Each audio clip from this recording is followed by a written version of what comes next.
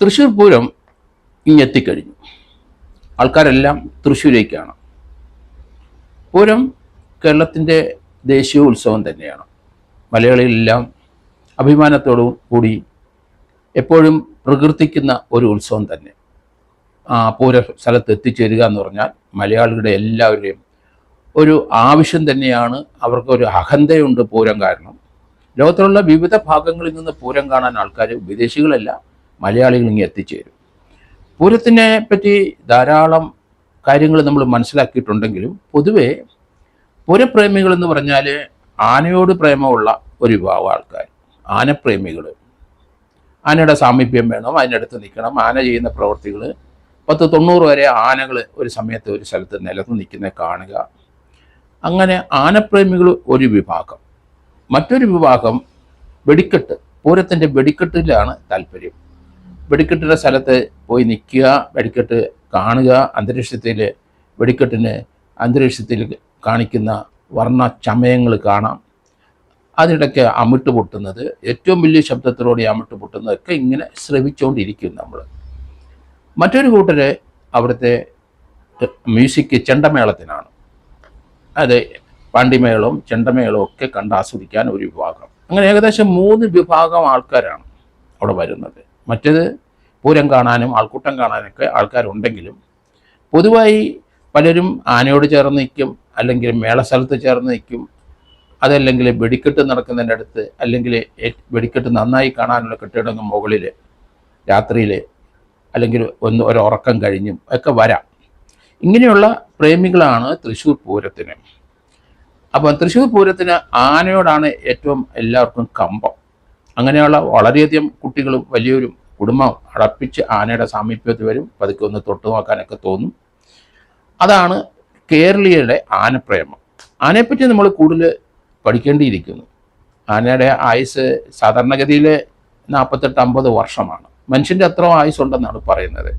എന്നാലും നമ്മൾ ആനപ്രേമികൾ ആനയെ കാട്ടിൽ നിന്ന് പിടിച്ച് നാട്ടിൽ കൊണ്ടുവന്ന് അതിനെ ശുശ്രൂഷിച്ച് ആവശ്യത്തിന് ഭക്ഷണം കൊടുത്ത് അതിനെ രോഗാവസ്ഥയിൽ ട്രീറ്റ് ചെയ്ത് അങ്ങനെ ആനയെ അവരുടെ സ്വന്തമായി കൊണ്ടു നടക്കുന്ന ആൾക്കാരുണ്ട്. അത് ഏകദേശം 60-70 വർഷം വരെ ആന ജീവിക്കും എന്നാണ് കണ്ടിട്ടുള്ളത്. മനുഷ്യനും അങ്ങനെ തന്നെ നല്ല രീതിയിൽ നല്ല ഹെൽത്ത് നോക്കി ജീവിച്ചു വരുന്നവർ 100 വർഷം വരെ എത്തും. ആനയെ അങ്ങനെ 100 വർഷമത്തെ ആനകളുണ്ട്. പക്ഷേ സാധാരണഗതിയിൽ ആനയ്ക്ക് 60-70 വയസ്സ് വരെ, ക്യാപ്റ്റിവിറ്റി ആനയ്ക്കാണ് 60-70 വയസ്സ് വരെ, അല്ലാത്ത ആനയ്ക്ക് ഒരു 50 വർഷം കാട്ടിലാണെങ്കിൽ.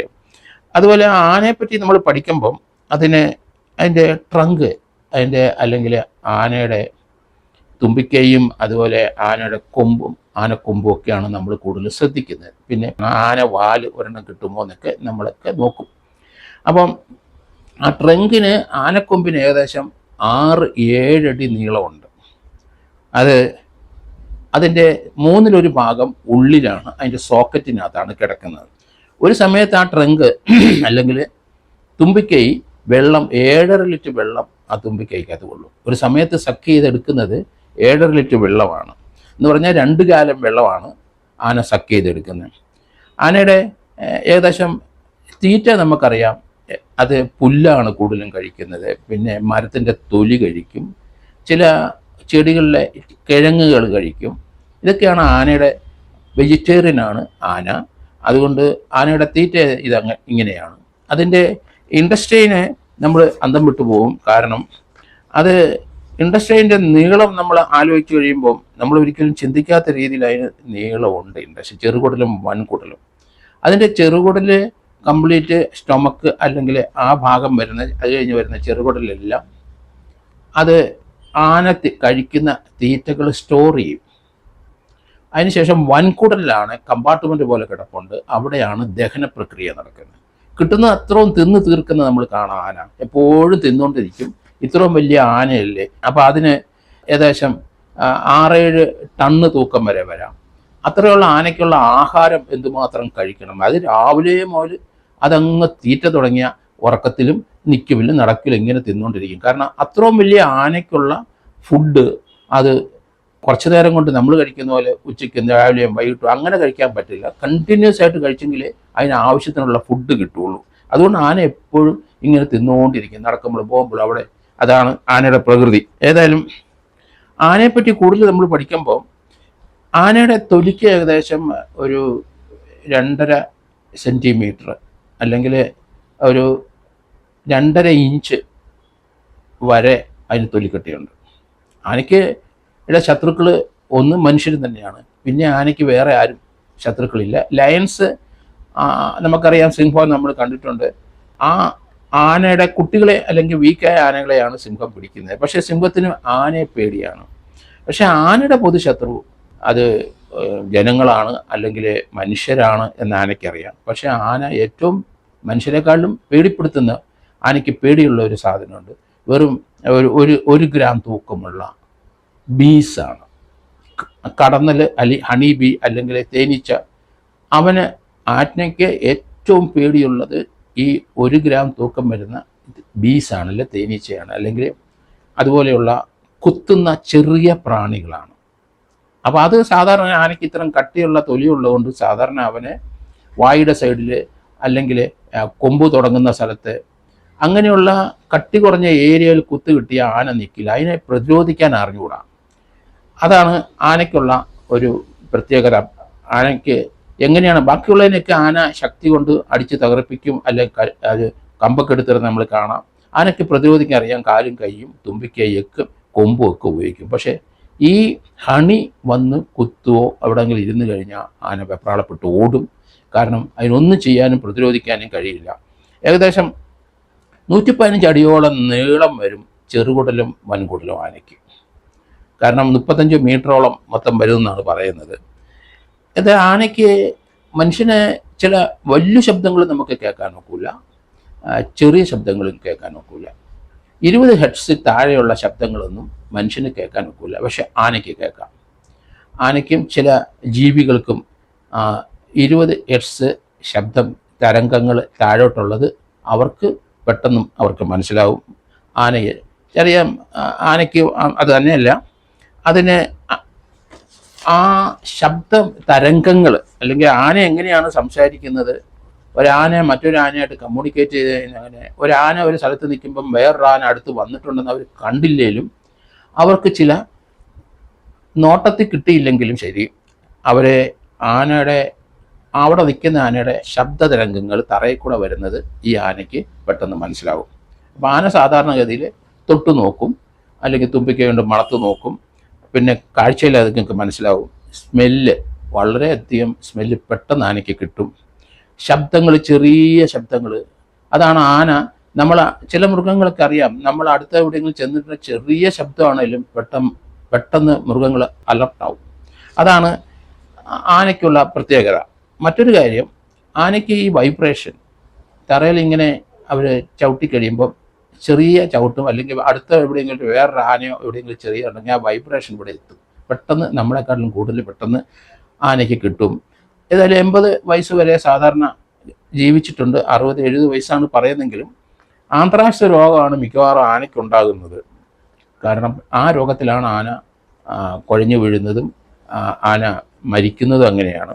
ആന്ത്രാക്സ് ആണ് പൊതുവെ. പശുക്കൾക്കൊക്കെ അങ്ങനെ ആന്ത്രാക്സ് രോഗങ്ങളാണ് കൂടുതലും. മൃഗങ്ങൾക്ക് വരുന്നതില്ല. ആനയ്ക്ക് പെട്ടെന്ന് ആന്ത്രാക്സ് രോഗം പിടിപെടും. അല്ലാതെ മറ്റു രോഗങ്ങളൊന്നും സാധാരണഗതിയിൽ പിടിക്കത്തില്ല. ആന പല്ലിന് ഏകദേശം 3 കിലോ തൂക്കമുണ്ട്. അത് നമ്മുടെ ആനയുടെ ഒരു പല്ല് നമുക്ക് വിചാരിക്കും അത്ര ചെറുതാണ്, അല്ല. ഏകദേശം 3 കിലോ വരെ അതിന് തൂക്കമുണ്ട്. ആന ഉറങ്ങുന്നത് നമ്മൾ അധികം കണ്ടിട്ടില്ല. തറയിൽ കിടന്ന് കുറച്ച് സമയം ഉറങ്ങും. ആന നിന്നുകൊണ്ട് ഉറങ്ങും എന്നുള്ളതാണ് ആനയ്ക്കുള്ള പ്രത്യേകത. ആനയുടെ പ്രഗ്നൻസി ഏതായാലും 4 വർഷത്തിനിടയ്ക്ക് പ്രസവിക്കാൻ സാധ്യതയുണ്ട്. അത് 2 വർഷക്കാലമാണ് അതിൻ്റെ പ്രഗ്നൻസിയുടെ സമയം. പട്ടിക്കൊക്കെ നമുക്കറിയാം 2 മാസമേ ഉള്ളൂ. പൂച്ചയ്ക്ക് 65 ദിവസമേ ഉള്ളൂ. പശുവിന് 250 ദിവസം വരെ വരാം. മനുഷ്യന് 40 ആഴ്ചയാണ് നമ്മൾ പറയുന്നത്. ആന കൊമ്പിൻ്റെ തൂക്കം ഏകദേശം 20-25 കിലോ വരെ വരുമെന്ന് പറയുന്നുണ്ട്. ഏതായാലും 6 അടി വരെ അതിന് നീളവും വരും. ആനയുടെ മറ്റു ചില പ്രത്യേകതകൾ, തുമ്പിക്കൈ എപ്പോഴും ഇങ്ങനെ ആട്ടി കൊണ്ടുവന്ന് നമ്മൾ കാണാം. അത് ഓടുമ്പോഴും ശത്രുഭയം വരുമ്പോൾ ആനയുടെ വാല് പൊങ്ങും. അത് അങ്ങനെയാണ്. അപ്പോൾ അതിന് അരിശവും ദേഷ്യമൊക്കെ ആണെന്നെങ്കിൽ നമുക്ക് ആനയുടെ വാല് പൊങ്ങുന്നത് നമുക്ക് കാണാം. അത് ഭയപ്പെട്ട് ഓടുമ്പോഴും ആനയുടെ വാല് പൊങ്ങിയിരിക്കും. അതേസമയത്ത് പ്രതിരോധിക്കുന്ന സന്ദർഭത്തിലും ആനയുടെ വാല് പൊങ്ങിയിരിക്കും. ആനയുടെ തൊലി മാത്രം നോക്കിക്കഴിഞ്ഞാൽ 900 കിലോ ഭാരം ഉണ്ട്. 900 കിലോ ഭാരം വരും തൊലി മാത്രം എടുത്ത് നമ്മൾ പരിശോധിച്ചാൽ.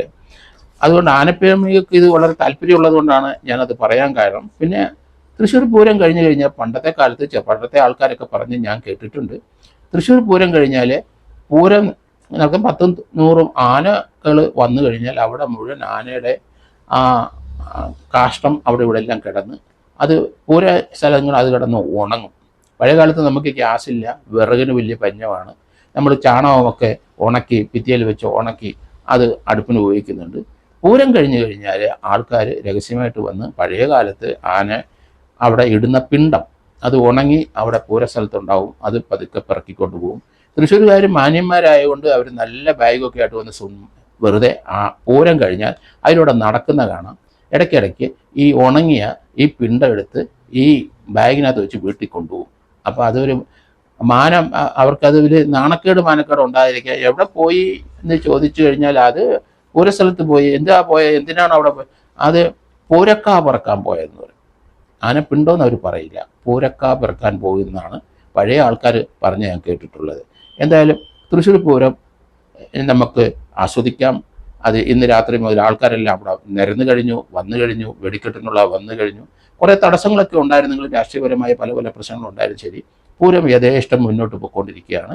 വളരെ നല്ല കാര്യം. മലയാളികളുടെ ഏറ്റവും വലിയ ഉത്സവം തന്നെയാണ് തൃശ്ശൂർ പൂരം. ശക്തൻ തമ്പുരാൻ്റെ അദ്ദേഹം തുടങ്ങി വെച്ചതാണ്, അത് നമ്മൾ മറക്കാനൊക്കില്ല. ആ ശക്തൻ തമ്പുരാന് ആ കാലഘട്ടത്തിൽ കുറേ ക്രിസ്ത്യൻ കച്ചവടക്കാരെ അവിടെ കൊണ്ടുവന്നു, അമ്പലത്തിനടുത്ത് കൊണ്ട് താമസിപ്പിച്ചു എന്ന്. കാരണം അവിടെ തൃശ്ശൂർ അവിടെ ഇതിൻ്റെ ഇടയ്ക്ക് വലിയ കച്ചവടം നടക്കും. അത് അവിടുത്തെ കച്ചവടക്കാരെല്ലാം തൃശ്ശൂർ പൂരത്തിൻ്റെ പരിസരത്തും അല്ലെങ്കിൽ ആ റൗണ്ടിന് ചുറ്റുമെല്ലാം അവർ വലിയധികം കച്ചവടങ്ങൾ പ്രതീക്ഷിക്കുന്ന ഒരു സമയം തന്നെയാണ് പൂരത്തിൻ്റെ ഒരാഴ്ച. അല്ലെങ്കിൽ പൂരം കഴിഞ്ഞ് കഴിഞ്ഞാൽ അവിടെ വളരെ വിജനമാവും എന്ന് നമുക്കറിയാം. എന്തായാലും പൂരം കാണാൻ എല്ലാവരും ഉത്സാഹത്തോടെ സന്തോഷത്തോടെ മലയാളികളെല്ലാം പൂരം നോക്കിയിരിക്കുകയാണ്. അത് ടി വിയിലും അവിടെയും പോയി ആൾക്കാർ കാണുന്ന കാഴ്ച നമുക്ക് കാണാം.